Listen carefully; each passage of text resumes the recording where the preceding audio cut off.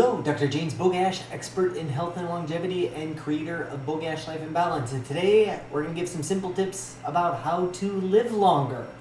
So if you're not interested in living longer and healthier, then just tune out right now because this advice won't help you at all.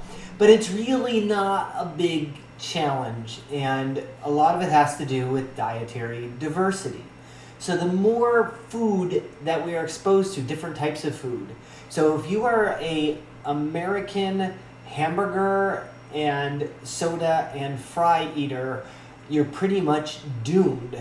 I find it ironic that if you go to like In-N-Out, the only thing they have to ask you about is if you want onions. Like the only thing that has any potential value on that burger is the onion, and that's the catch that they're required to ask if you want that on there. Not the spread, not the crappy sugar-loaded ketchup. No, it's the onion, which would represent the only potential diversity in that burger. But, so to drive this point home, this is a particular study it was done in China, looking at almost 42,000 people and following them for around 10 years. And they found that those who had a higher dietary diversity, both plant and animal-based, had a 55% lower risk of dying in the length of the study. Like, that's huge from just mixing it up a little bit. So to give you some ideas, some really easy ways to add diversity is A, spices. Just use spices liberally and often and play around with all different types of spices, because spices are all kinds of different plant-based compounds that are very good for you. And it's an easy way to have the same piece of chicken and make it taste different 6 days in a row.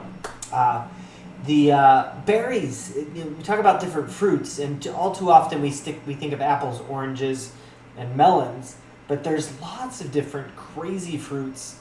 I heard it said that there are like, I don't know how many different varieties of mango, but there's a lot. And even potatoes, you've got purple potatoes, you've got sweet potatoes, lots of just changing it up. But berries are a great different way to mix things up. Looking at different vegetables. The next time you go through the grocery store, look for something you haven't tried before and throw that on your cart and Google, Pinterest, whatever you want to do to look for a recipe to figure out what to do with that. If you're looking at eating out differently, we like to eat different cultural types of foods, things like Ethiopian, Indian food, other Middle Eastern, Mexican food.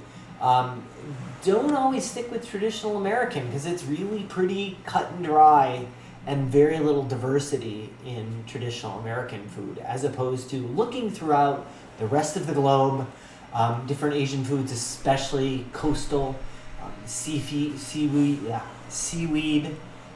different types of sushi. Just, it's not that hard to add diversity, but you really need to open up your breadth and your exposure to all different kinds of foods, unless you don't really want to live longer and live healthier longer. Then by all means, just stick with your standard American diet without any variety. So as always, I'll post a link to this particular study in the description. Make sure you like this video, share it with somebody who you think needs the information, and subscribe to the channel.